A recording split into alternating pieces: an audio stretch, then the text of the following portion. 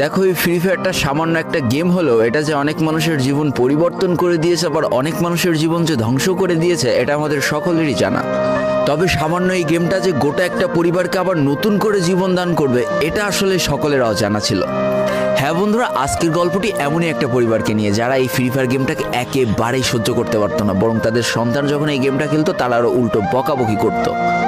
আর ভাগ্যের কি অপূর্ব লীলা খেলা, তখন সেই গেমটা আজকে গোটা পরিবারটাকে বাঁচিয়ে রেখেছে। আর এখন তার বাবা মাও উৎসাহ দেয় তাদের সন্তানকে যে ফ্রি ফায়ার খেলো। এজন্যই চলো জেনে আসি আসলে কি এমন ঘটেছিল ওই পরিবারটার সাথে। তো বেশি ব্যাকপ্যাক না করে ছোট্ট একটা ইন্ট্রো দিয়ে আজকের ভিডিও শুরু করা যায়। তো আজকের গল্পটা শুরু হতে চলেছে ছোট্ট একটা গ্রামের ছোট্ট একটা পরিবারকে নিয়ে।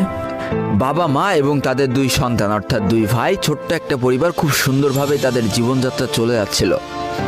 বড় ভাই একটা কোম্পানিতে লেবারের চাকরি করে, বাবা কৃষিকাজ করে, আর তাদের ছোট সন্তান অর্থাৎ ছোট ছেলে কিন্তু ক্লাস 8-এ পড়াশোনা করে।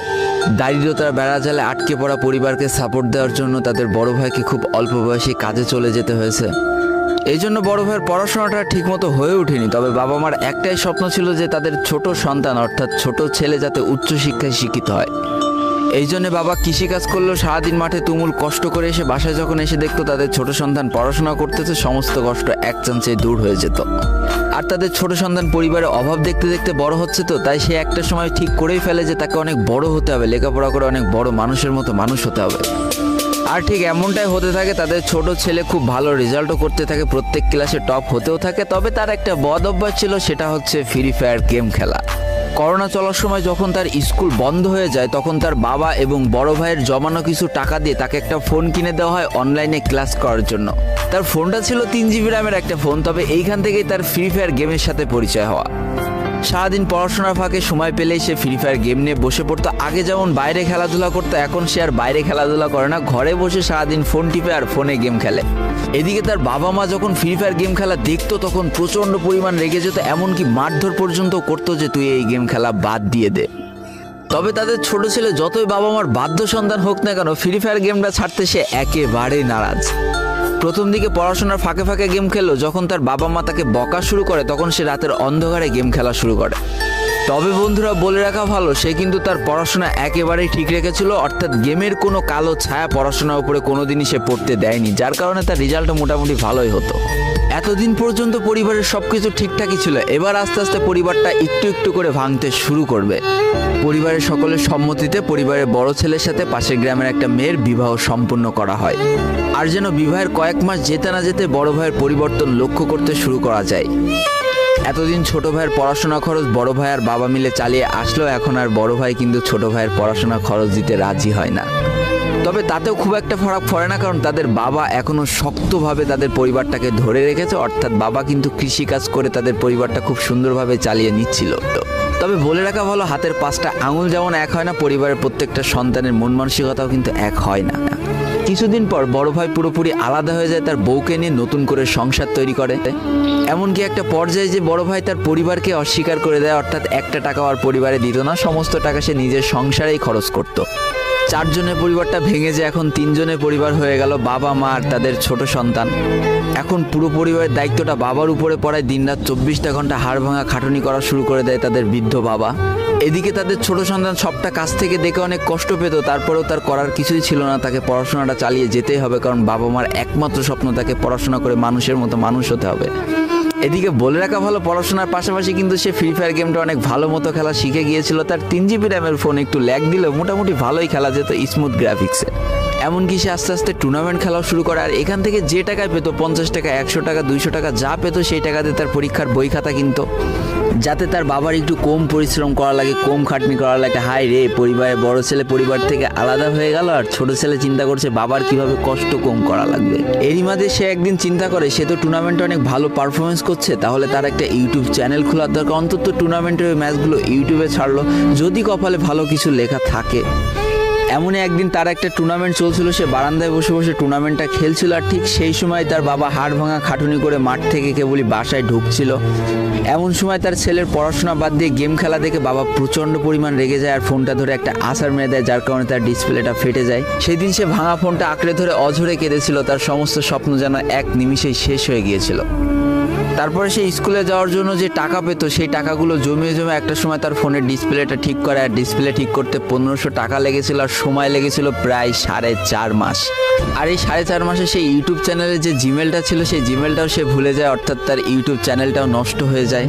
কিন্তু পরিবারের ছোট সন্তানরা একটু ঘাটতারা হয়, কোনোভাবে কোনো কিছুতে হার মানতে রাজি হয় না, যেমন আমি। তাই সে আবারও ফ্রি ফায়ার খেলা শুরু করে, আবারও নতুন করে ইউটিউব চ্যানেল খোলা শুরু করে।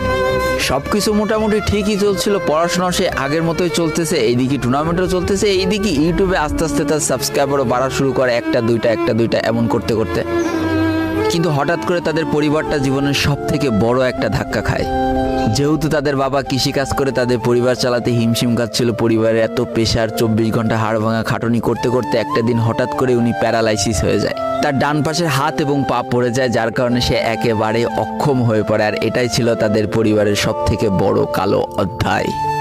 তবে সব থেকে কষ্টের ব্যাপার কি ছিল জানো? পরিবারের এত খারাপ সময়ও তাদের বড় ভাই কিন্তু তাদের পাশে এসে দাঁড়ায় না। এবার শুরু হয় তাদের পরিবারে আসল কষ্ট। না ছোট ছেলের পড়ার টাকা আছে, না বাবার ওষুধ কেনার টাকা আছে, না তাদের 3 বেলা ঠিক মতো খাবার টাকা আছে। কি আর করবে, পরিবারে এই অসহায় অবস্থা দেখে না খেয়ে তো মরা যায় না, তাই তাদের মা লোকের বাসায় কাজ করা শুরু করে দেয়। কিন্তু কাজ করে 3 বেলা খাবার জোটানো গেলেও বাবার ওষুধ আর সন্তানের পড়াশোনার খরচ চালাতে হিমশিম খাচ্ছিল তাদের মা। ঠিক এই সময়টায় পরিবারের ছোট ছেলে সারাদিন চিন্তা করতে থাকে যে আসলে তার কি করা উচিত, কি করলে পরিবারের সবাই ভালো থাকবে, কি করলে বাবার ওষুধ কেনার টাকা সে জোগাড় করতে পারবে, কি করলে বাবা মার স্বপ্ন পূরণের জন্য সে পড়াশোনা করতে পারবে। তার সামনে শুধু একটা অপশনে খোলা ছিল, সেটা হচ্ছে ফ্রি ফায়ার গেমটা। কি আর করবে, সারাদিন সে পড়াশোনা করতো আর সারা রাত ফ্রি ফায়ার গেম খেলে খেলে ভিডিও আপলোড করা শুরু করে ইউটিউবে। তোমরা শুনলে অবাক হয়ে যাওয়া, 24টা ঘন্টার মধ্যে সে মাত্র 4.5 ঘন্টা ঘুমাতো। দিনের বেলা স্কুলে থাকতো, স্কুল থেকে এসে সে একটা চার দোকানে কাজ করতো, চার দোকান থেকে বাসায় এসে পড়াশোনা করতো, পড়াশোনার পরে রাত্রেবেলা ফ্রি ফায়ার গেম খেলে ভিডিও আপলোড করতো। সৃষ্টিকর্তা হয়তো তাদের কষ্টটা দেখেছিল, তাই তার বেশি দিন কষ্ট করা লাগেনি। 4.5 মাসের মাথায় তার একটা ভিডিও ভাইরাল হয়ে যায়। ব্যাস, লাইফের মোড়টা এইখান থেকে ঘুরে গিয়েছিল। তোমরা সকলে জানো একটা ভিডিও ভাইরাল হলে আসলে কি হয়। সব জায়গায় তার নাম ছড়িয়ে যায়, মানুষ আস্তে আস্তে তার ভিডিও দেখতে শুরু করে, তাকে পছন্দ করতে শুরু করে, তার গেম প্লে ভালো লাগতে শুরু করে। একটা সময় সে একটা ভালো প্লেয়ার হয়ে যায়। আর সে জীবনের প্রথম পেমেন্ট পেয়েছিল 12,500 টাকার, যেখান থেকে 7,000 টাকার তার বাবার জন্য ওষুধ কিনে দিয়েছিল, আর বাকি টাকাটা তার আম্মুর হাতে তুলে দিয়েছিল। তারপর থেকে তার মাসিক বেতন কখনো ওই 12,000 টাকার থেকে কমেনি, বাড়তে বাড়তে বাড়তে বাড়তে একটা সময় তার মাসিক বেতন দাঁড়ায় 1 লাখ টাকা, যেটা ছিল তাদের পরিবারের জন্য অবিশ্বাস্য একটা ব্যাপার। যেই পরিবারটা না খেতে পেয়ে প্রায় মরার মতো অবস্থা হয়ে গিয়েছিল, সেই পরিবারটা আজকে কোথা থেকে কোথায় যে দাঁড়ালো। তবে সব থেকে মজার ব্যাপার কি জানো, এখন আর ফ্রি ফায়ার খেলতে দেখলে তার বাবা মা কিন্তু তাকে বকে না। তো দেখো, জীবনে খারাপ সময়গুলো চিরদিন স্থায়ী হয় না, খারাপ জীবন কাটিয়ে কিন্তু ভালো সময় আসে। অর্থাৎ তাদের পরিবার এখন ভালো সময় চলে এসেছে। তার বাবা আগে থেকে অনেক সুস্থ হয়ে গিয়েছে, এখন নিজে থেকে হাঁটাচলা করতে পারে, তাকে আর কাজ করে খেতে হয় না, তার মাকেও এখন আর কাজ করতে হয় না। এইদিকে সব থেকে বড় আনন্দের ব্যাপার কি জানো, ওই ছেলেটা তার পড়াশোনাটাও ঠিক রেখেছিল। অর্থাৎ এসএসসি পরীক্ষায় সে কিন্তু জিপিএ 5 পেয়ে উত্তীর্ণ হয়েছে। তো বন্ধুরা, আজকের গল্পটা থেকে আমরা কি শিখলাম? জীবনে কোনো পরিস্থিতিতে, যতই খারাপ পরিস্থিতি আসুক না কেন, তোমাকে হার মানা যাবে না। প্রথম যেদিন তার বাবা ফোনটা ধরে আছাড় মেরে ফোনটা ভেঙে দিয়েছিল, সেদিনই যদি সে হার মেনে যেত, তারপরের থেকে যদি সে আর কোনোদিনই ইউটিউবে ভিডিও না ছাড়তো, তাহলে সে আজকের এই পর্যন্ত পজিশনে পৌঁছাতে পারতো না। দারিদ্রতা বলো, না খেয়ে স্কুলে যাওয়া বলো, চার দোকানে কাজ করা বলো, বাবা মার অসহায় পরিস্থিতি বলো, কোনো কিছু কিন্তু এই ছেলেটাকে দাবিয়ে রাখতে পারিনি। আর দিন শেষে যেই মানুষটা সর্বোচ্চ কষ্ট করে, সৃষ্টিকর্তা তার পুরস্কার নিজে হাতে করে দেয়, এটাই তার জলজ্যান্ত একটা উদাহরণ। তো আজকের গল্প